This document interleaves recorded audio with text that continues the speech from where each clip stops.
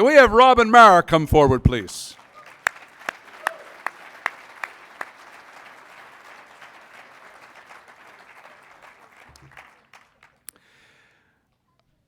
The nomination form for Robyn Meagher's election to the Nova Scotia Sport Hall of Fame detailed a track career highlighted by 2 Olympic Games appearances for Canada, silver medals at the Commonwealth Games and World Cup. It also detailed the dedication needed to become a world-class athlete. Middle distance runner Robyn Meagher started running seriously when she was 12 under the tutelage of Hall of Fame track coach Bernie Chisholm. She had a fire in her eyes. She had a passion for the sport.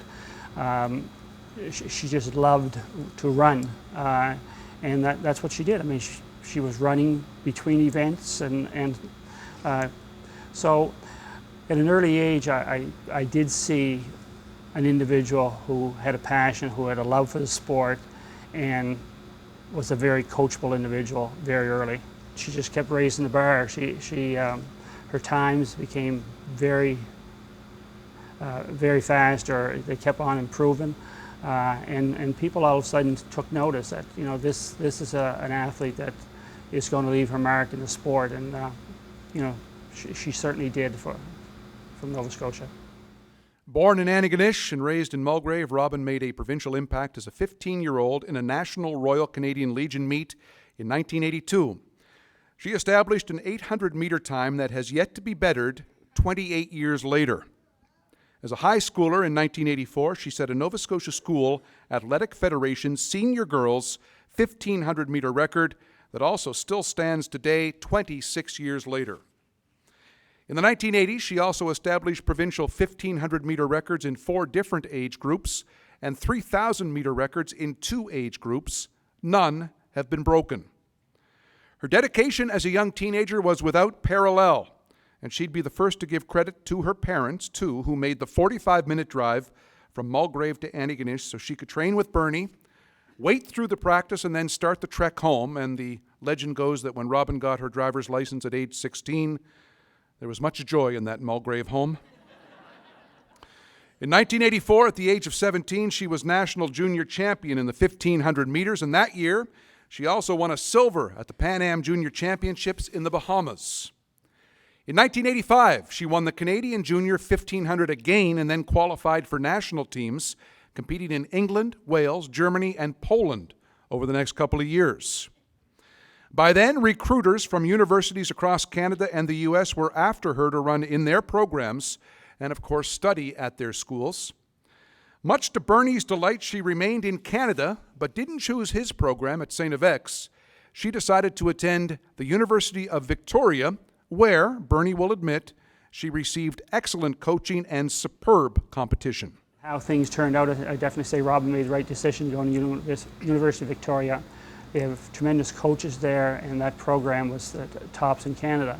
I was very pleased that she stayed in Canada to run and not go to the States, because she had, I'd say, over 20 offers, full rides to go to the States and so on, but she made her mind up early in the game that she was staying in Canada, which I was very, very pleased with.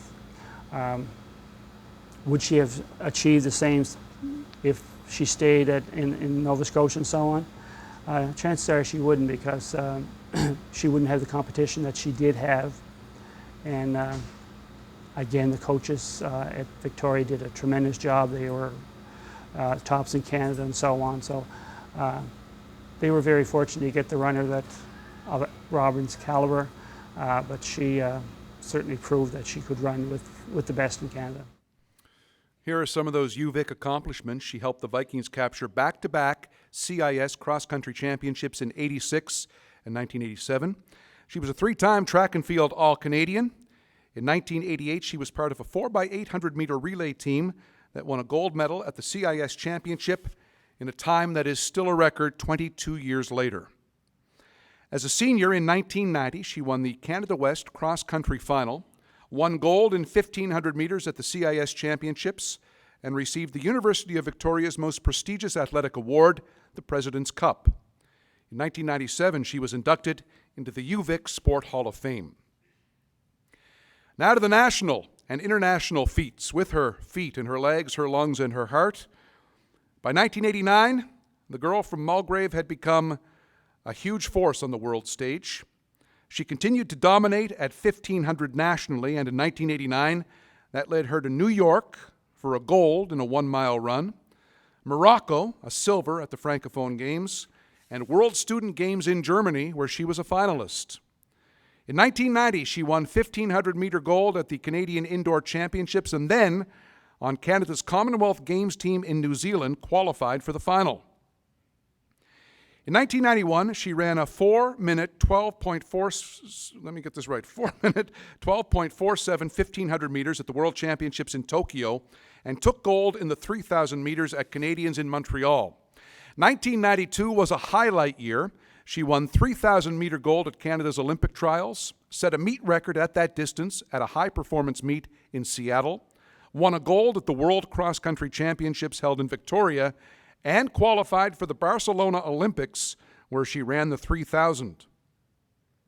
2 years later, at the Commonwealth Games in Victoria, Robyn gave Chisholm what he calls a great goosebump moment. Goosebumps I got watching Robyn run was at the Commonwealth Games in Victoria in '94 when she won a silver medal. That race was just unbelievable. But then she went back to Atlanta again in '96 and competed in the 5,000. So knowing the type of individual that Robyn was and how hard she worked at her sport to become the best, you just feel very gratifying because I knew that she deserved it. I'm going to take a look at now some highlights of that 3,000-meter run with two CBC wonderful track announcers, Don Whitman and Jeff Gowan. They call this race. In that following group behind the two Kenyans, Leah Pels and Robyn Meagher, and they've got to start making a decision as to whether they're going to go after the Kenyans, and as I speak, Robyn Meagher is making that decision, and he's running up on Alison Wyeth's shoulder. So it's Angela Chalmers, the two Kenyans, Alison Wyeth, Robyn Meagher. And Robyn Meagher is looking very strong, running in third place behind Alison Wyeth. 50 meters to go for Angela Chalmers of Canada, and it's going to be a battle between Alison Wyeth and Robyn Meagher, who's now moved into second place with 400 meters to go. Leah Pels following too.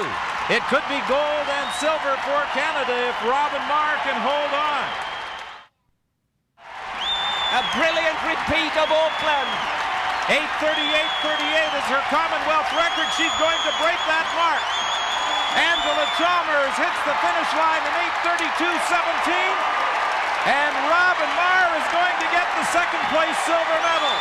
It's gold and silver for Canada in the 3,000 meters. Robyn Meagher being encouraged to the finish line by the gold medalist Angela Chalmers. Alison Wyeth finishes in third place. Pretty good, huh? Courageous run by Robyn Meagher. She stayed in that second pack for a while and then decided to test Alison Wyeth, proved that she was the better runner, and kicked very well over the final 150 meters to gain the silver medal. And two delighted Canadians, and deservedly so. Two delighted Canadians, two delighted residents of Victoria, as both Angela Chalmers and Robyn Meagher live in Victoria. They train here, and they have achieved gold and silver here on the Centennial Stadium track at the University of Victoria. And they proudly take their victory lap to the standing applause of a large crowd at Centennial Stadium. Robyn actually changed distances in the next year and qualified for the 1996 Atlanta Olympics as a 5,000-meter runner for Canada. By the time of her retirement due to injuries, she had achieved greatness in Canadian track. Arguably, the finest runner Nova Scotia's track and field program ever has produced, a world-class athlete, a superb person, and our newest athlete inductee, Robyn Meagher.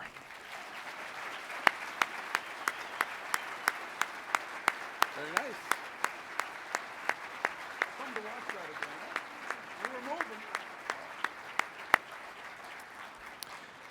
To present the certificate, Robert Logan, Director of Business Development and Sales at the Trade Center. And the pin presentation courtesy of her early coach and mentor, Bernie Chisholm.